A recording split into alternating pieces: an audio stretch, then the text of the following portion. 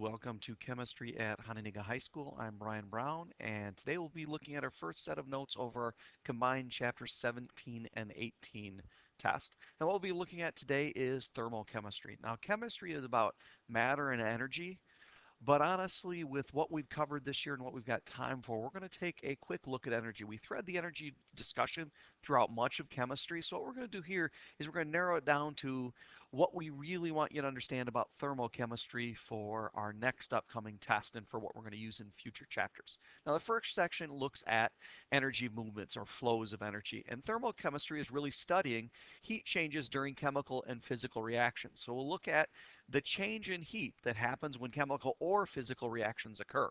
And since all chemical and physical reactions involve changes in heat, thermochemistry is a pervasive idea in chemistry. So energy is a part of all of our reactions that we look at. Now, when we're talking about reactions, we need to understand there's a few terms that you need to understand what I mean by it, as well as understand the viewpoint that we take. Now, the system is what you're looking at. So it's the chemical reaction or the physical reaction, ice melting, or a certain chemical reacting with another chemical. That's our system. Now, everything else in the universe is technically surroundings. So the universe would literally involve the system plus the surroundings. And one thing to keep in mind when we're looking at energy of reactions from a chemistry point of view is we're always going to take the viewpoint of the system. So we're going to look at the chemical system itself. Is it gaining heat energy or is it losing heat energy in the course of the reaction that we're talking about? So we always take the viewpoint of the system. And the reason I point this out is sometimes other sciences like biology, sometimes they're talking about energy, take the viewpoint of the surroundings. So you may have heard energy described in one way, and I'm looking at it a different way. It's all about perspective. We're going to 100% of the time take the viewpoint of the system. Now, when the system is gaining energy, heat is going into the system. That means the heat is absorbing energy from the surroundings. We're going to call that endothermic. Endo meaning like entrance, in, and thermic dealing with heat energy. So then exothermic would be when the system is losing heat to the surroundings. Therefore, the system is losing the energy and the surroundings is gaining energy. So the terms endo and exothermic are referring to whether energy is going into the system or whether energy is going out of the system. And we're going to look at that multiple times because those are really important vocab words for what I want you to understand about chapter 17 and energy. Now, energy is defined as the capacity to do work or supply heat. So it doesn't have to actively be doing something. It could be energy that is stored within something. And that's the first type of energy we're going to look at. Our stored energy is referred to as potential energy. And that's why energy has kind of an odd definition. So it doesn't have to be doing work or supplying heat. It could be the capacity to do that or the ability to do that. And that's what we're talking about with potential energy. Now, positional potential energy is energy of where something is at. So if I were to hold a book above my head, but just barely and dropped it, it probably wouldn't hurt that much. But if I raise that book way up in the air, I've stored a lot of positional energy in it, and when I let go and it falls and hits me, now it's probably going to hurt. In chemistry, one of the more important types of potential energy that we deal with, besides positional energy, would be compositional energy. Energy stored in what the substance is, and that's referred to as chemical potential energy. It's the energy stored within the chemicals, in the bonds that exist within a chemical. And when we're looking at chemical reactions, we're going to be looking at changes in that stored energy in the system, and the difference in that stored energy is going to be our endothermic or exothermic heat energy that goes in or out of the system. Now, the other type of energy is energy of doing. When we're actually doing work supplying heat, that would be kinetic energy, the energy of motion. Heat is one of our more important energies of motion. If you ever see the symbol Q, we're referring to heat. And it's the energy that gets transferred between two objects of differing temperature. So I'm hotter than my desk. So if I put my hand on my desk, typically my desk will feel cool to me. Well, that's because energy is being transferred from me, the hotter object, to the colder object, the desk. And the type of energy that gets transferred is a type of kinetic energy. It involves the motions and the collisions of those particles. As that energy leaves me and gets distributed into the other object, I'm losing heat. Heat is the type of energy that's going in, and it ends up warming up the particles and making them move faster in the object I'm touching. Now, heat and enthalpy aren't the same thing, but they're very closely related. The heat content of a system at constant pressure is enthalpy, and it has a symbol of H. And when we're talking about the change in anything, we often use the Greek symbol of a triangle, pronounced the delta. So delta H would refer to a change in enthalpy. Well, at constant pressure, heat that's going in or out would be the same as the change in enthalpy. And most of the reactions we talk about in chemistry are typically constant pressure situations. So often we'll use these two interchangeably, but technically, change in enthalpy is only Q when we're at constant pressure. Now, other types of energy of motion or kinetic energy would be light energy, electrical energy, moving electrons, mechanical energy, moving objects. Light, which I mentioned first, we looked at earlier in the year, so that's electromagnetic radiation, which is a moving type of energy. All of those would be other forms of kinetic energy, but we spend most of our time looking at the change in enthalpy or heat that goes in and out of a system. Now, one thing that you need to understand about energy is it can change forms. So if we take a look at a situation where we have moving water in a river and a dam, well, we start out with water flowing downhill in the river, and that's mechanical energy of the moving water. Now, if we put a dam across the river, what happens is the water flows downhill, it starts to back up behind the dam, and that kinetic energy of the moving water becomes potential energy stored in the water as we lift the water molecules up in the air to a great height. Now, if we move them way up in the air, they have a lot of stored energy within them that we can release as it falls downhill, which you can see here of the water going over the spillway. Now, this is a hydroelectric power plant. But that water that you see here isn't actually doing anything useful to creating energy. Because what has to happen is if we aren't careful, we end up damming up the river, and that's going to flood out regions upstream. But when we get high rivers, it's going, or high rain season and so forth, that water starts to back up even more, and we can get flooding that isn't accounted for. And sometimes we need to release water over the top of that dam. Well, you can see as that water falls, it is released from that great height, hit the water at the bottom with a great deal of energy. That's a lot of kinetic energy that gets stored in that moving water. So next we are going to take that potential energy and turn it into mechanical energy of falling water again. Now what we're seeing is wasted energy, but inside the dam we have water falling through tubes that hit a moving turbine, which is basically a large fan. So when it hits the turbine, it causes the turbine to spin, and now I've taken mechanical energy of falling water and turned it into mechanical energy of a moving turbine. Rotational energy is now what I've created. That's the type of mechanical energy we're looking at. Well, why is it useful to make an object turn?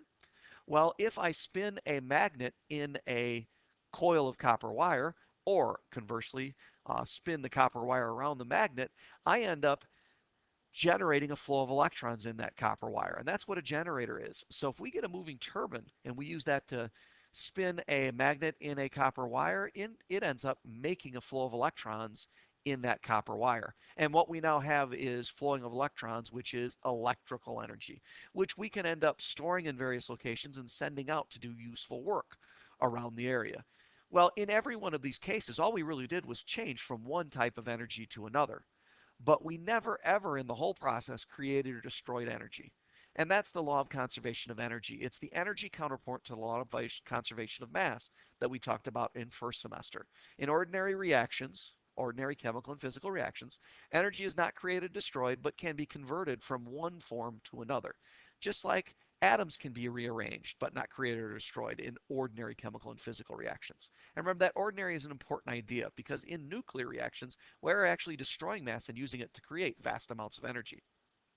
Now, one thing when we're dealing with heat and energy, there's often confusion about temperature versus heat. And this is actually something we've talked about before, but I'll make sure I reinforce the idea here again because we're getting back into energy. What contains more heat, a glass of boiling water or an iceberg?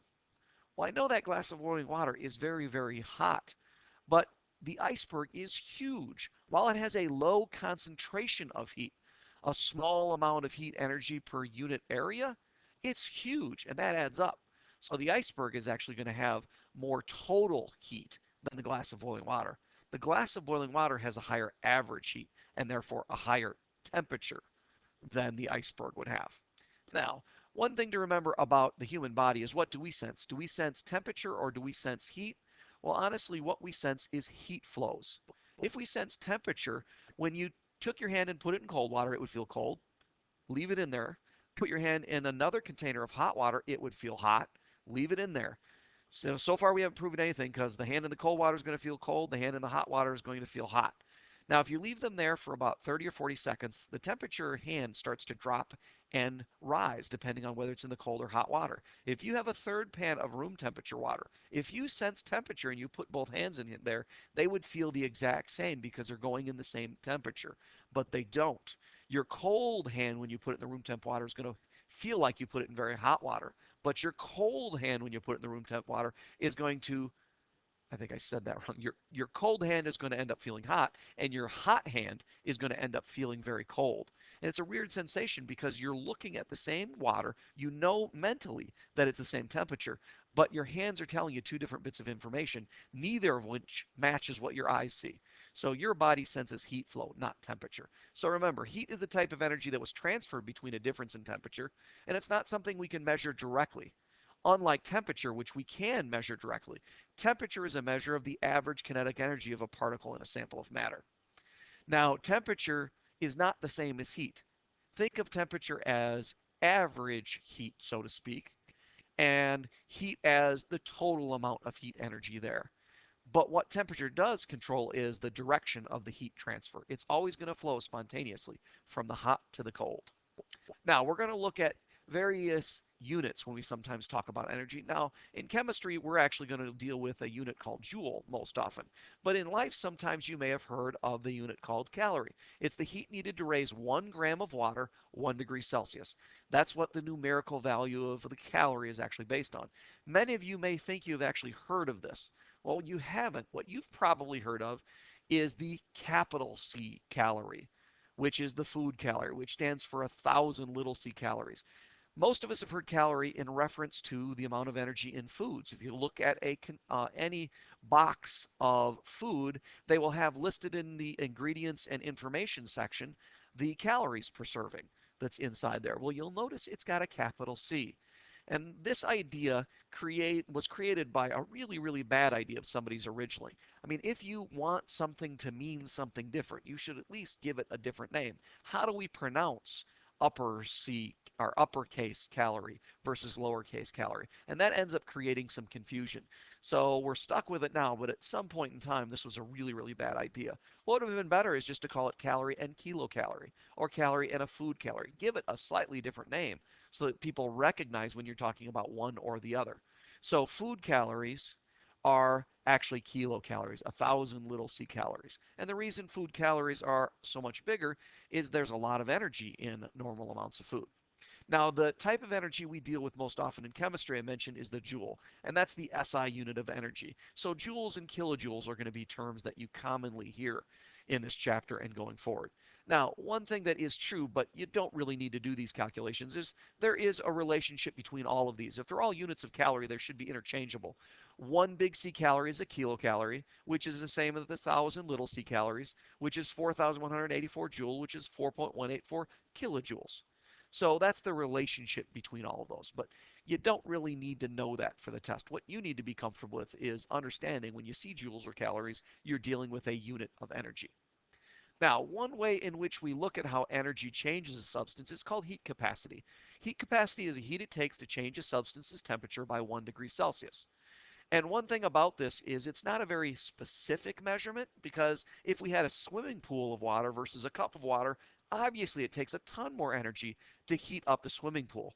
So while heat capacity is true, and it is sometimes useful to talk about heat capacities, you'll find in chemistry we more often talk about specific heat, which is the amount of heat required to raise the temperature of a specific substance, 1 gram of it, 1 degree Celsius. So now we've taken out the idea that amount totally matters. And if we have the specific heat of gold, it doesn't matter how much we're talking about. The specific heat of gold is if you got 1 gram of gold, how much energy does it take to warm it up 1 degree Celsius? So now we've got a more useful and comparable number. Now, if you look at this list on the left, this is a list of specific heat capacities of different substances. Remember, this represents the number of joules of energy it would take to raise 1 gram of that substance 1 degree Celsius. Now, it's a characteristic intensive property, which means it's independent of amount for a substance. So it's one way in which we can differentiate between different types of substances. And remember, the higher your specific heat is, the harder it is, the more energy we have to spend to warm you up. And there are implications to this. So when you look at the list, which one actually has the highest heat capacity? Well, it's down there at the bottom, or towards the bottom, water. It's 4.184 joules per gram degree Celsius, which doesn't sound like a huge number, but it's much larger than many of the things around it. And this means when you have a large body of water, it's going to store large quantities of energy as you warm it up. And this has implications for weather for cities that are near large bodies of water. What's going to happen is during the summer months, it's going to remain cooler, and during the winters, it's going to remain warmer.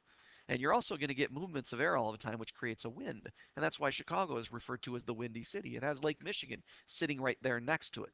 And you'll notice between us and Chicago that when it's in the middle of summer here and it's hot, it's often a little bit cooler in Chicago. In the middle of uh, summer, then, the large body of water, which is cooler than the surrounding stone because the land surrounding that water has a much lower heat capacity, it's much easier to warm up the city. Well, that means you have a cool air mass right next to that hotter city, and that helps regulate temperature. And conversely, in the winter, the water is much warmer than the surrounding land mass, and that ends up warming up the air around it and keeps it a little bit warmer during winters. And like I said, it also creates that wind.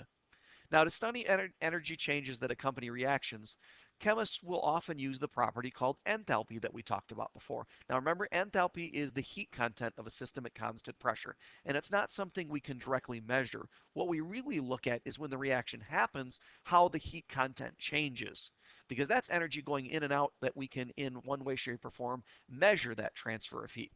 So although you can't measure the actual energy or enthalpy of a substance, you can measure the changes in enthalpy by looking at the heat that gets absorbed or released in any chemical reaction. And remember, delta H, the change in enthalpy, which is what we're going to be talking about, is Q at constant pressure.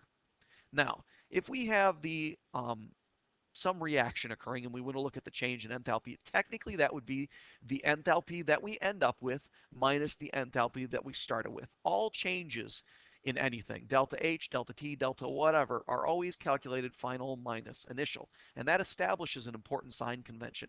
Whether the value is positive or negative is meaningful. Now, because reactants are present at the beginning, our products are present at the end, we can look at the change in enthalpy of the reaction of the enthalpy of the products minus the enthalpy of the reactants. Now, when our value ends up positive, that means products were larger than reactants, and that meant we had to have gained energy in the course. So if we started with a lower energy and we ended up with a higher energy, big minus little is always going to give us a positive value. So when delta H is positive, endothermic, energy went in. And conversely, when delta H is negative, that means energy went out of the system.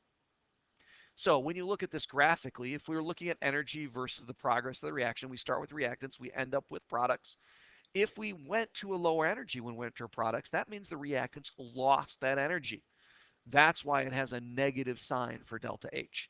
And in an endothermic situation, we're going up in energy when we go from reactants to products. That meant energy had to go in to create those products, and the delta H would be a positive value. So energy is a measure of the chemical potential energy of the reactants and products. That's what we're looking at here is the chemical potential energy of the reactants versus the products. And is it going up or is it going down? Now, all reactions, chemical or physical, involve energy. So we can write the balanced chemical reaction, including states for any reaction. And if we include energy, what we have is not a balanced chemical equation, but a thermochemical equation. A balanced chemical reaction involving states, because states matter. If you're a liquid versus a gas, gases are at higher energy than liquids are.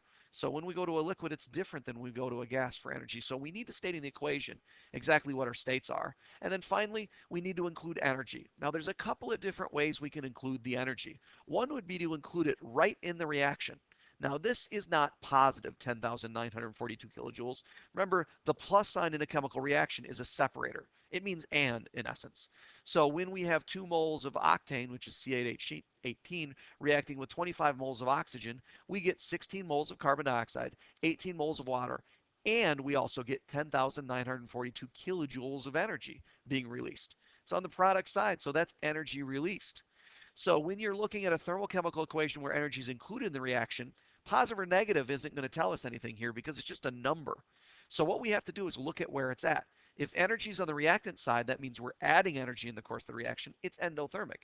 But if energy is on the product side, as it is in the combustion of octane, which is what moves your car, that's how we get energy to move your car, then energy would be a product. That means it's an exothermic situation.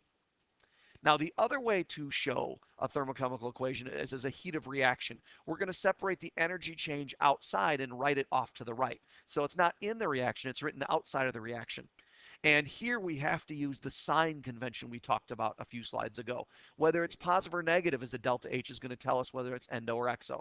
Now, since we knew the last one was exothermic, and we know from previous discussion, exothermic is energy out, lost energy, it should be negative. Here's how we would write that same equation, thermochemical equation, as a heat of reaction. Notice it's got a negative sign. This means exactly the same thing that we looked at on the previous slide. So in this reaction, is it endo or exo? Well, as a negative value, that means it's got to be exothermic.